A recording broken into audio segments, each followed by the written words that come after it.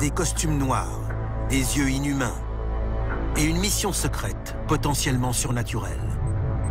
Ce sont les Men in Black, les hommes en noir. Ils apparaissent en pleine nuit et ils ne sont pas d'humeur à plaisanter. Depuis des décennies, des spécialistes des ovnis et des témoins signalent régulièrement l'apparition de visiteurs mystérieux après des manifestations extraterrestres. Leurs témoignages sont presque tous identiques. Ces visiteurs inquiétants ont été surnommés les hommes en noir à cause de leurs élégants costumes noirs. Ils se déplacent traditionnellement par 2 ou 3. Ils rendent visite à des gens qui ont déclaré avoir vu des ovnis. On les a toujours décrits comme des hommes très chics, habillés en noir, un peu comme les anciens agents du FBI. Souvent, les témoins n'ont parlé à personne de ce qu'ils ont vu. Donc c'est bizarre que ces types se présentent alors qu'on ne les a pas invités.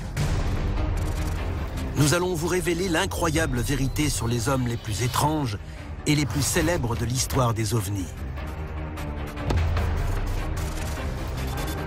Aujourd'hui, dans Alien Files, la clé du mystère des hommes en noir.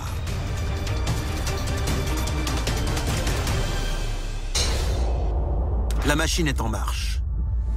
Des dossiers restés confidentiels pendant des décennies et décrivant des manifestations extraterrestres ont été rendus publics. Nous allons révéler le contenu de ces documents et découvrir ce que le gouvernement américain voulait cacher. C'est à suivre dans Alien Files, l'émission qui perce les plus grands secrets de la planète Terre. Les Men in Black. L'existence de ces hommes en noir a été rendue célèbre par des films avec Will Smith et Tommy Lee Jones sous les traits d'agents secrets comiques, combattant les extraterrestres. Mais les témoignages de ceux qui les ont rencontrés en vrai en dressent un portrait très éloigné de la légende hollywoodienne. Quand Hollywood met en scène les hommes en noir dans des films, ce sont généralement des personnages comiques. Mais d'après les témoignages que j'ai pu recueillir sur de vraies rencontres avec les hommes en noir, ils sont beaucoup plus sombres que ça, beaucoup plus mystérieux. Ils sont très effrayants, très menaçants. Ils n'ont rien à voir avec la façon dont Hollywood les représente. Et Antonio Paris sait de quoi il parle. Il est le fondateur de l'API, un groupe d'enquête sur les phénomènes aériens. Et il s'est penché sur de nombreuses affaires en lien avec les hommes en noir en 10 ans. Ces hommes mystérieux sont bien connus des personnes qui ont vu des ovnis.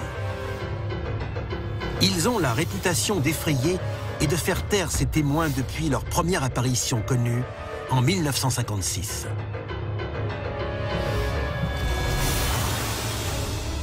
L'existence des hommes en noir a été rendue publique en 1956 dans un livre de Gray Barker intitulé « Ils en savaient trop sur les soucoupes volantes ».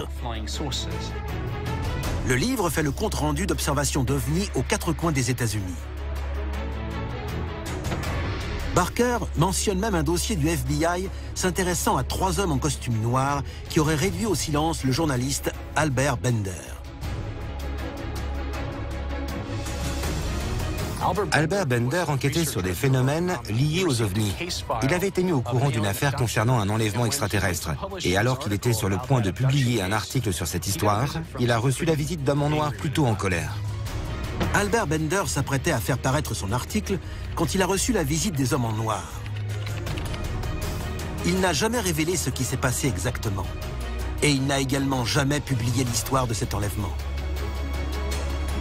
On ne sait pas s'il s'agissait d'agents du gouvernement, mais ce document du FBI datant de 1954 cite Albert Bender comme un témoin intéressant. Depuis ce rapport, les signalements d'hommes en noir se sont multipliés partout dans le monde, et leur description est toujours la même. Les hommes en noir ont une apparence bien particulière. Ils sont toujours parfaitement habillés. Ils sont toujours, bien entendu, en noir. Parfois, leurs mouvements font penser à des robots. Et ils s'appellent les uns les autres non pas par leur nom, mais par des numéros. Ces mystérieux visiteurs apparaissent quelques jours, voire quelques heures seulement après qu'un ovni a été observé. Selon les versions, ils abordent les témoins quand ils sont seuls, toujours en plein milieu de la nuit. Quand des témoins reçoivent la visite des hommes en noir, c'est toujours dans des conditions très intimidantes. On les interroge et on fait en sorte qu'ils aient peur, soit pour leur vie, soit pour leur sécurité. Et généralement, ils ne reparlent plus jamais de ce qu'ils ont vu après le départ des hommes en noir. Les hommes en noir se déplaceraient toujours dans des voitures noires banalisées, ou parfois à bord de véhicules encore plus impressionnants. Les témoins disent toujours que les hommes en noir se présentent dans des voitures banalisées. On les a aussi déjà vus dans des hélicoptères. Ils font du surplace pendant plusieurs minutes, comme s'ils surveillaient la personne et la zone. S'il paraît assez évident que ces hommes cherchent à étouffer la vérité concernant les ovnis, le plus grand mystère reste leur identité. Beaucoup de gens pensent qu'il s'agit d'une conspiration gouvernementale, dont le but est de cacher la vérité sur les ovnis à la population. Ils considèrent les hommes en noir comme les gardiens de ce secret. Les hommes en noir. C'est seulement à travers les témoignages troublants de leurs victimes que nous sommes en mesure de commencer à comprendre la vraie nature de ces êtres mystérieux. Un des témoignages les plus célèbres sur les hommes en noir est sans doute celui de l'anglais Jim Templeton en 1964. Jim Templeton est pompier à Carlisle, au Royaume-Uni, quand il déclare avoir fait une rencontre dont beaucoup pensent qu'elle est de nature extraterrestre. Lors d'une sortie en famille, Jim Templeton décide de prendre sa fille en photo dans une zone connue sous le nom de Solway Firth. Il prend 3 clichés de sa fille, seul au milieu de ce magnifique environnement naturel. Templeton et sa famille continuent ensuite de profiter de leur journée. Ce n'est que plus tard, quand il développera la pellicule, que le pompier se rendra compte que ce n'était pas une sortie comme les autres. Sur la deuxième photo, une silhouette étrange et inquiétante est visible derrière sa fille. La silhouette semble porter une sorte de combinaison d'astronaute. La photo deviendra célèbre dans le monde entier sous le nom de l'astronaute de Solway Firth. Mais c'est ce qui s'est passé après avoir vu l'astronaute qui pourrait révéler l'existence des hommes en noir. Peu de temps après cet incident, Jim Templeton a reçu la visite de 2 hommes. Ils ont déclaré être membres des autorités et l'ont interrogé sur toute l'affaire. Ces 2 individus étaient très élégamment habillés, tout en noir, et ils s'appelaient l'un l'autre par des numéros. Tout cela paraissait très étrange. Les hommes ordonnent à Templeton de les emmener sur le site où le supposé astronaute a été photographié. Ils l'ont emmené dans les marais pour qu'il puisse leur montrer où il avait pris la photo, comme s'ils enquêtaient sur ce qui avait pu se passer dans les marais pour que cette image apparaisse sur la photo. Mais quand Templeton a demandé aux 2 hommes de présenter leurs papiers, ils ont refusé. Tout ce qu'ils ont dit, c'est qu'ils travaillaient pour le gouvernement de Sa Majesté. Ensuite, ils posent à Templeton une question aussi surprenante que troublante. Ils veulent savoir où il a vu le 2e astronaute. Mais Templeton n'a jamais vu de 2e astronaute. Quand il affirme qu'il n'y en avait qu'un, les 2 hommes deviennent plus agressifs. Pourquoi l'ont-ils interrogé sur un 2e astronaute? Est-ce qu'ils savaient quelque chose que Templeton ignorait? Le ministère britannique de la Défense nie avoir enquêté sur cette affaire. Mais l'apparence même de ces hommes au Royaume-Uni semble démentir la pensée couramment répandue selon laquelle ces enquêteurs sont les agents américains du FBI. Alors, qui sont ces hommes en noir? Une personne a peut-être la réponse.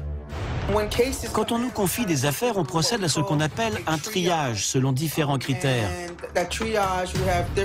Un de ces critères, par exemple, c'est qu'il y a plusieurs témoins ou encore qu'il existe une photo ou un croquis.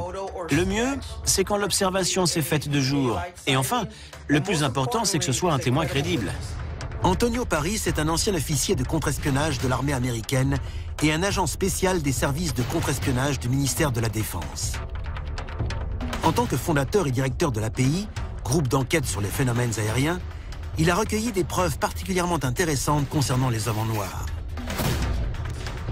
Actuellement, Antonio enquête pour une femme bien décidée à faire toute la lumière sur un homme en noir, et pas n'importe lequel, son père.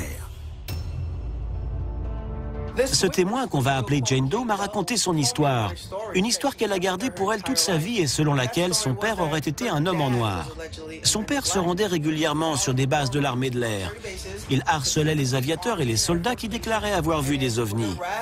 Et parfois, il les menaçait même de mort. Cette femme a aussi expliqué que son père disait avoir vu des extraterrestres morts et des ovnis accidentés. Cette femme, qui a demandé à rester anonyme, souhaite obtenir des réponses quant à la réelle identité de son père. Et par mesure de sécurité, elle a attendu qu'il meure pour enquêter. Certains des documents que cette femme nous a fournis sont des photos de son père en uniforme, des photos de son père sur l'île de Guam, des photos de son père avec le président Eisenhower alors qu'il travaillait comme garde du corps, et des photos de son père en service à Guam avec le 509e groupe de bombardiers qui a lâché la première bombe sur Hiroshima. À sa mort, son épouse a détruit presque tous les documents appartenant au gouvernement américain. Un responsable du gouvernement aurait également informé sa fille qu'elle serait désormais suivie par mesure de sécurité. La famille de cet homme court peut-être un danger à cause de son appartenance au 509e groupe spécial, une unité qui était stationnée à Roswell lors du prétendu accident d'OVNI de 1947. Le FBI, la CIA et le ministère de la Défense recherchent tous les témoins susceptibles d'être au courant et font en sorte qu'ils ne parlent pas. L'histoire de cet homme n'a jamais été rendue publique jusqu'à aujourd'hui. Mais les preuves qu'Antonio a réunies sur les hommes en noir ne s'arrêtent pas là. Les hommes en noir. Pendant des décennies, ils ont terrorisé les témoins de phénomènes extraterrestres et déconcerté ceux qui recherchent la vérité par leurs comportements inhumains. Mais l'enquêteur Antonio Paris détient peut-être enfin des preuves qui pourraient attester de la réalité des hommes en noir. Une des affaires les plus connues concernant les hommes en noir s'est produite en 2008. 2 hommes en noir se sont rendus dans un hôtel près des chutes du Niagara et nous disposons d'une vidéo où on les voit entrer. Dossier déclassifié. Les vrais hommes en noir. Les chutes du Niagara au Canada. Un directeur d'hôtel est dehors quand il remarque une lumière blanche aveuglante au-dessus du fleuve. Ce qui m'a frappé dans cette affaire, c'est qu'ils ont vu un énorme triangle noir, que ce triangle faisait la taille d'un stade de football, qu'il ne faisait aucun bruit et qu'il a simplement survolé l'hôtel. 2 témoins ont été absolument stupéfaits de ce qu'ils ont vu. Un rapport est rédigé par un groupe local d'enquête sur les ovnis. Quelques jours plus tard, alors que le directeur est en congé, un autre directeur d'hôtel reçoit des appels paniqués de ses employés. Ils disent que 2 hommes étranges interrogent des gens dans le hall de l'hôtel. Les témoins disent que ces 2 individus n'ont pas de sourcils ni de cils, qu'ils sont entièrement rasés et qu'ils ne clignent pas des yeux. Selon les employés, les 2 hommes passent l'hôtel au peigne fin à la recherche de leurs victimes. Ils sont hostiles et commencent à harceler le personnel concernant les faits et gestes du directeur. La réceptionniste est terrifiée. Pour elle, la situation devient impossible. Une personne a dit que c'était comme s'ils arrivaient à lire dans ses pensées et qu'elle avait l'impression qu'ils voyaient son âme. Les 2 mystérieux visiteurs finissent par repartir. Le personnel se dit désorienté, perturbé et terrorisé. On aurait pu mettre ça sur le compte d'affabulation, mais le directeur de l'hôtel a pensé à récupérer la vidéosurveillance. Et pour la première fois aujourd'hui, on dispose d'une preuve de l'existence des hommes en noir. Ces images sont réelles. Elles constituent peut-être la première preuve tangible de l'existence des individus les plus insaisissables de l'histoire des phénomènes extraterrestres. Pourrait-il s'agir des vrais hommes en noir ? Quand on visionne la vidéo, on voit des clients et des employés aller et venir normalement. Puis, ces 2 silhouettes sombres apparaissent. Et regardez bien ce qui se passe quand ils pénètrent dans le bâtiment. Ces images permettent à certains experts de tirer des conclusions qui font froid dans le dos. Si on regarde de plus près ces 2 hommes, on voit qu'ils portent exactement la même tenue et qu'ils sont exactement de la même taille. Ils paraissent identiques. Ce sont des caractéristiques typiques des hommes en noir. Et les personnes qui les entourent ressentent distinctement leur présence. Les hommes entrent dans le bâtiment et on voit ce qui semble être un voiturier ou un groom se diriger vers la gauche de l'écran. Et tout en faisant ça, il regarde les hommes entrer. Il fait son travail, mais il ne les quitte pas des yeux. Les deux hommes éveillent les soupçons d'un employé de l'hôtel. Le témoin garde ses distances avec les deux intrus. Il les suit et ne les perd pas une minute de vue. Dans le même temps, un jeune homme paraît terrifié après avoir croisé les deux silhouettes.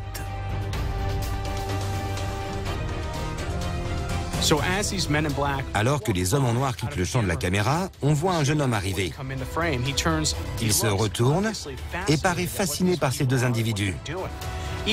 Tellement fasciné qu'il se retourne sur leur passage et qu'il regarde par la vitre pour essayer de comprendre qui ils sont. À présent, si on arrête la vidéo et qu'on zoome sur l'image, on comprend mieux ce qui a pu effrayer tous ces témoins.